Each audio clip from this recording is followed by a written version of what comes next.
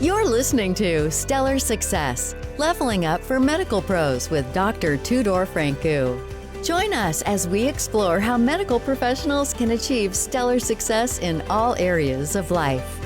It's time to level up.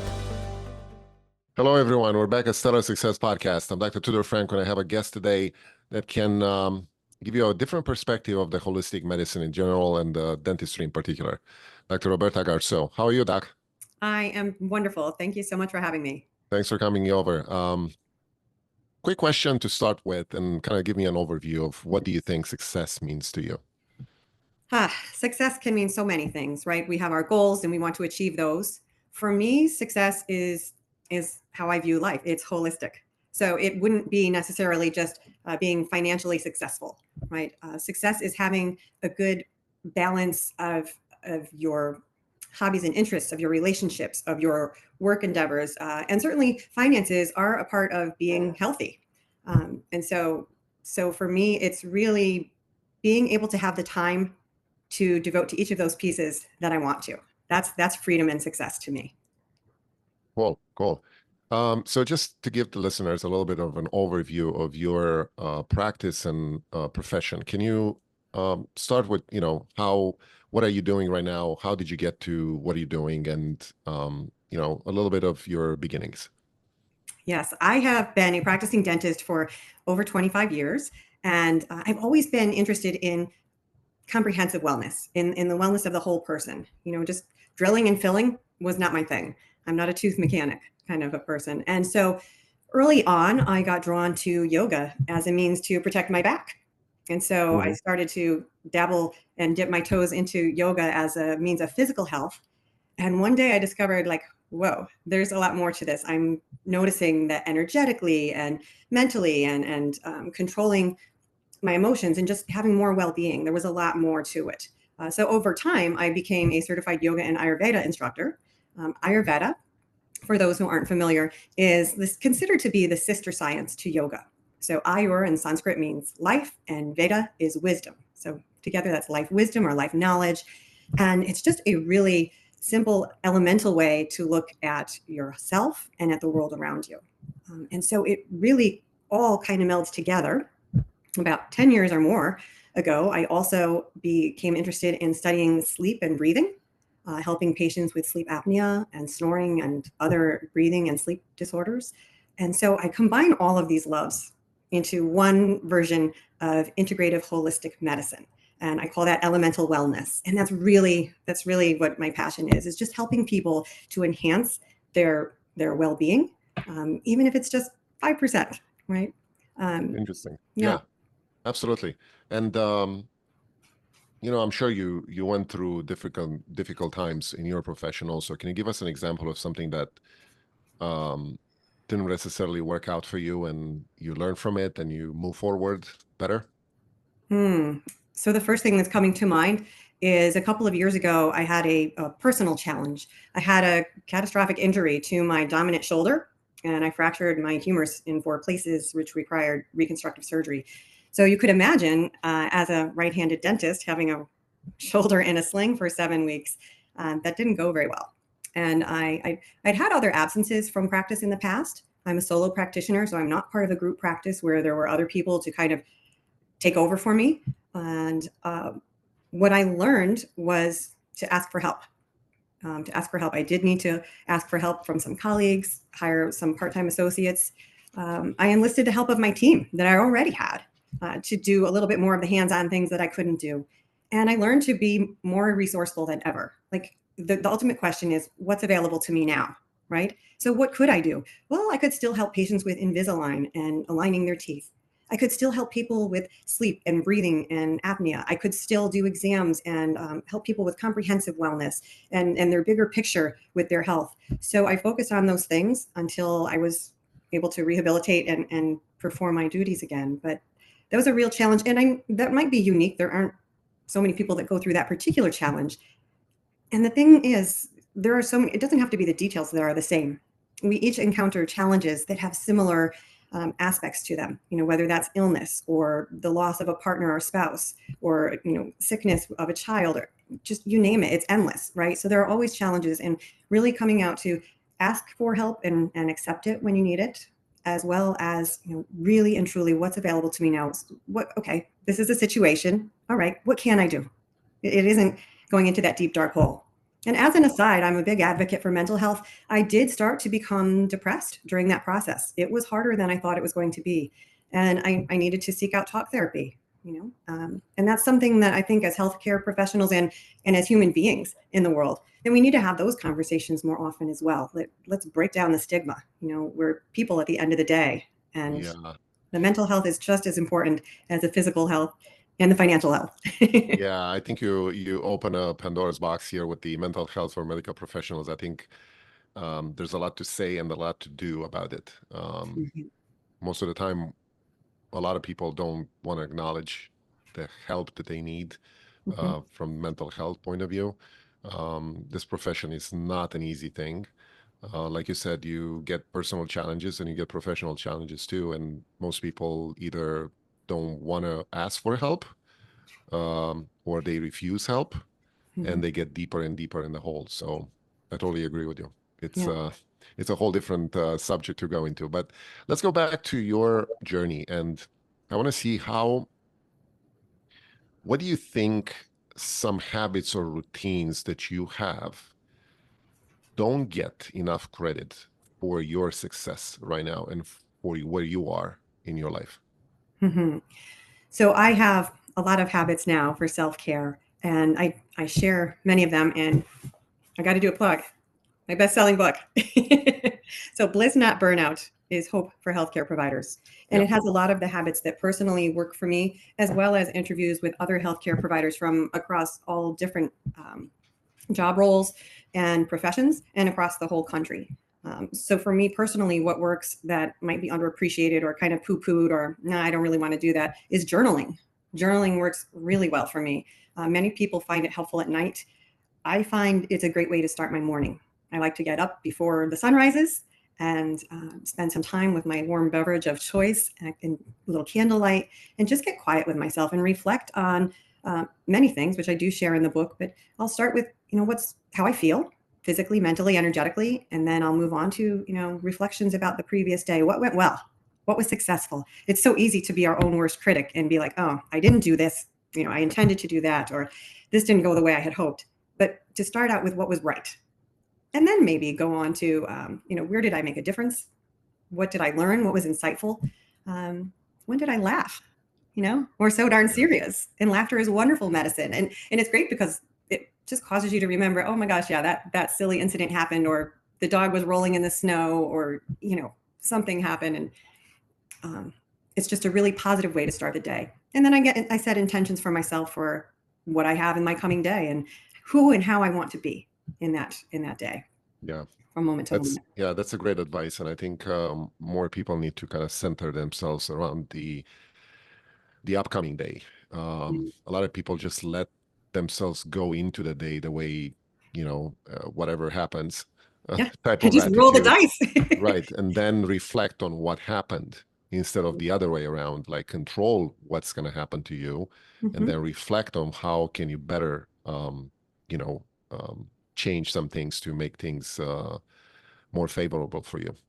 Exactly. Tell us a little bit about the fact that you are a solo practitioner, and besides being a medical profession, you also are an entrepreneur, and you run your own business.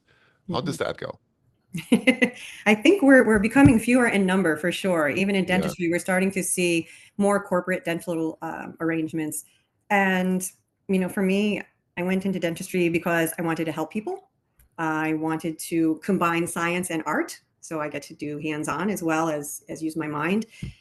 And I also wanted to be my own boss. I think about different scenarios and I'm like, oh yeah, I don't want somebody telling me what to do. So the beautiful thing about being a solopreneur is I get to call the shots, for better or for worse, right? The buck does stop with me. So going back to my earlier share and going back to finances, when I was not able to produce, and I'm the main producer in the office, and I have employees and team members who rely on me for their livelihood, that was a lot of pressure.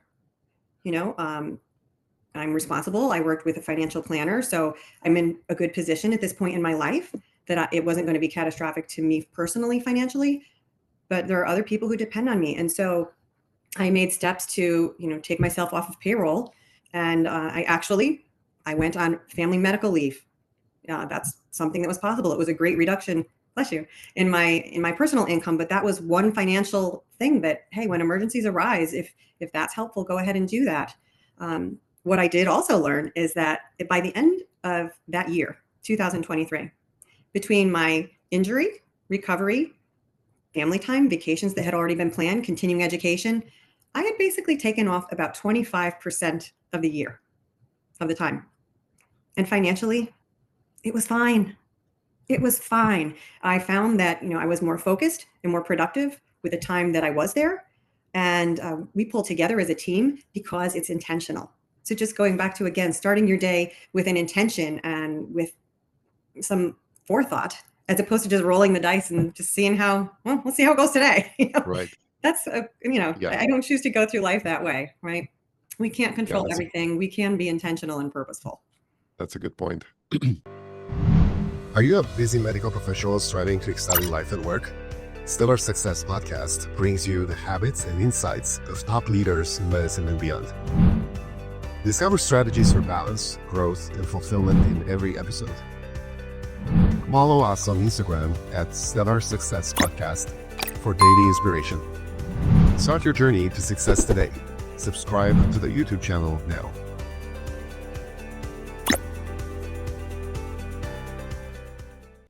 Now, we're talking a little bit about finances, and I want to touch on this subject a little bit more because I think it's an interesting subject to talk about in our profession. The fact that most of the people cannot afford to retire, or they're burned out and they can't practice anymore, and their financial future is very unsecure.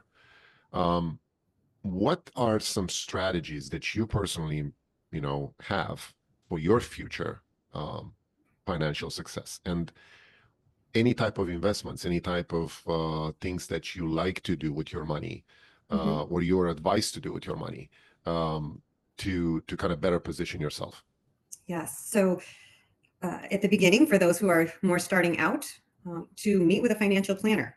Pretty much when you think you don't have much to plan because you don't have much money, or you're so young, or you're just not thinking about it, to meet with a certified financial planner early on. I did this in my 20s, before I was married, before I owned a home, and just really to kind of plan for major life events, and then to meet periodically over time because your situation changes. I think my biggest advice is to meet with people who know more than you, unless you have a personal passion for investing, and that's great. It's almost a hobby, then you're going to agree with yourself. I am willing to risk this much of my assets because it can go one way or another. And that's true in many investments. Or else you do what I primarily did, which was work with people who could advise me, with advisors. And throughout time, over time, setting up 529 funds for my children, having smart debt, not paying off educational debt straight away, not paying off the mortgage straight away, taking the money that you could use to pay down the good debt and putting that into retirement funds.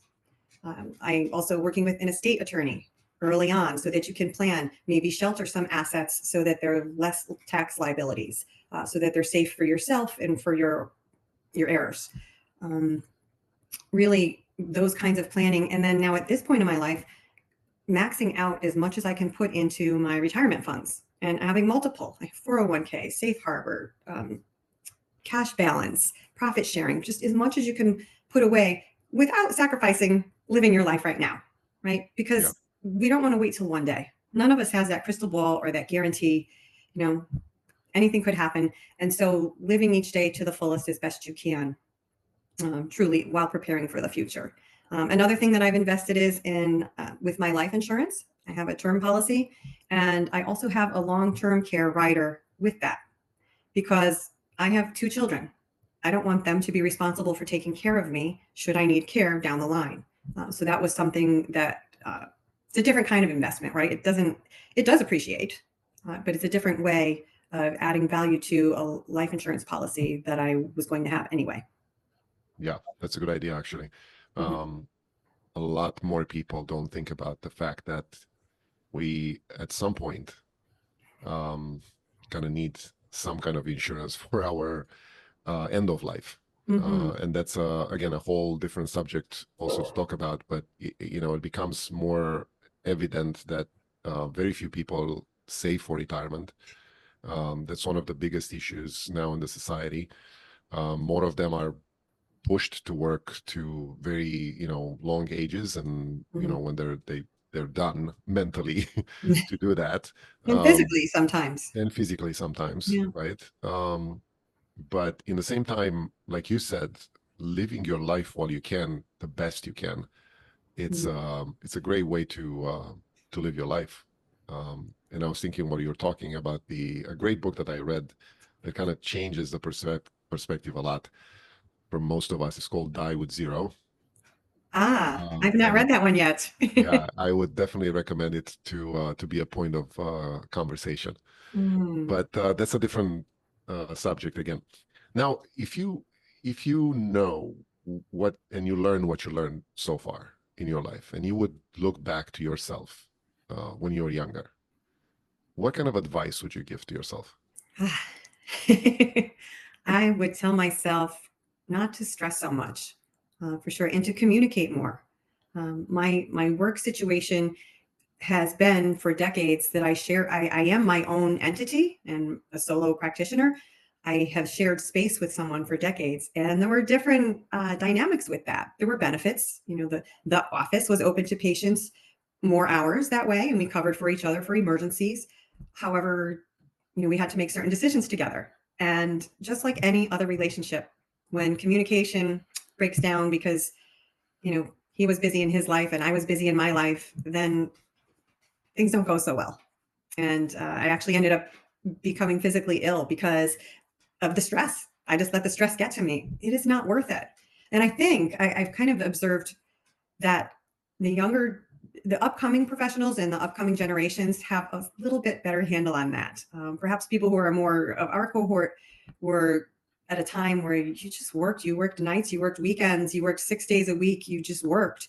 And I could do that in my 20s and 30s. And then there comes a point where it's just not sustainable and you can't. And I see that people who are a little bit younger are just beginning to understand that. Sometimes it's seen as they don't have the loyalty or the work ethic. I'm not sure who has it right, but like so many things, I think the pendulum swings and it swings back. So the sweet spot that I would tell my younger self is, yes, work hard. A strong work ethic will serve you well. It will help you to succeed. It will help you towards your goals.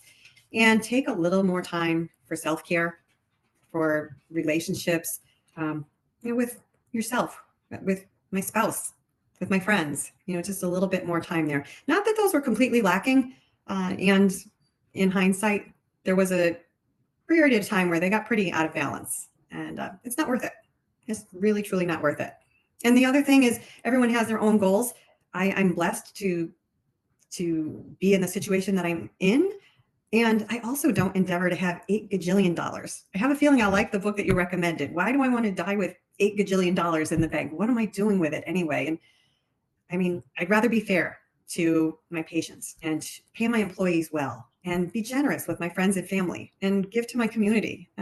That's also part of having a richness and success in life, right? Feeling that you're connected and contributing and part of the greater community.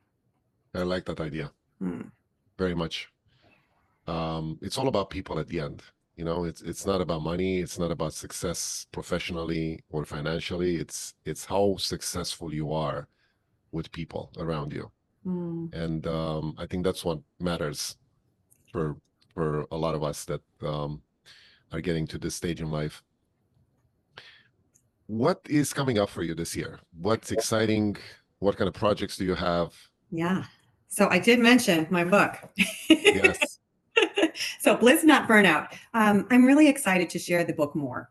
It truly is, as I said, combining all of my areas of expertise and elemental wellness. And my hope was to help healthcare providers, and again, not just people in the professions, but other people who are caring for others, to have greater self-awareness. And from there, you can take greater self-care. And from there, you're more available to everybody else. It's just the same as if you're on the airplane and they say, oh, if the oxygen masks drop, put your own mask on first, then help somebody else. And that's the part that I was definitely out of balance for me. And I see it for many others, and it does lead to burnout. So I'm excited this year to share my book. I'll be speaking at different conferences, the Connecticut Academy of Physician Assistants. I'll be speaking at their annual meeting. I'll be presenting a webinar for the California Dental Association later this year. And I'm working on some workshops that will be available to people in different sectors, different locations, different venues. So just really excited to enter that part of life and help people, because as a provider, we can only help so many people, right? Maybe in our careers, I don't know, I'll just throw out a number. We see 10,000 patients. I don't know, I have no idea how many it is, right? Let's say it was that. If we can positively impact 10,000 patients and they can positively impact 10 people each, and just exponentially just keep doing that math, then we can help a whole lot more people. So I'm thinking, if I can help 10,000 healthcare providers and they can each see 10,000 patients and they can help how many people, we're going to make the world a better place. Yeah, that's the point. Yeah. That's what we're trying to do. That's why I'm trying to get out with people like yourself to the audience, and spread the word of this podcast, and make people understand that the experience of people like you can help them a lot also. That's my wish. Yeah. Thank you very much for coming over. And what's the best way to get in touch with you? So the best way to reach me is you can certainly follow me on socials, on LinkedIn for Roberta Garceau. You can reach me at drrobertagarceau.com. So just my name with no punctuation. Or you can look me up on Amazon under my name, or Bliss, Not Burnout. Get my book, and that's got all my connections. Either get it for yourself, get it for others. But I would love to hear from folks and feedback. If anybody's looking for someone to speak about these things or do a workshop, it's definitely something I'm passionate about. Very nice. Very nice. I wish you good luck, and hope people reach out to you and keep being successful. Thank you so much. Thanks for your time. It was great spending time with you. Absolutely. Thank you. That's a wrap on Stellar Success, Leveling Up for Medical Pros with Dr. Tudor Francu. Interested in joining us? Go to stellarsuccesspodcast.com/guest to apply. Stay stellar and level up.